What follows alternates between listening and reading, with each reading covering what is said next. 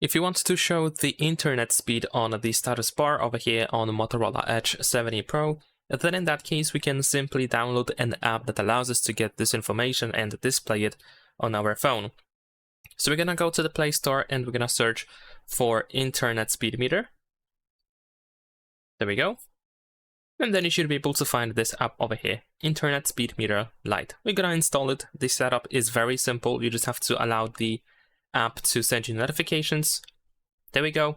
And then here at the top you should be able to find the internet speed where we have notifications. Of course, if you have lots of notifications, then you will not be able to see it, but let's say I'm just gonna close a couple of these notifications, and there we go. Now we can see those the internet speed. One thing that you have to keep in mind that you have to have silent notifications enabled on the status bar, because if you don't, then unfortunately it won't be displayed because the notification is treated as a silent notification over here. And that's pretty much it. Leave a like and subscribe.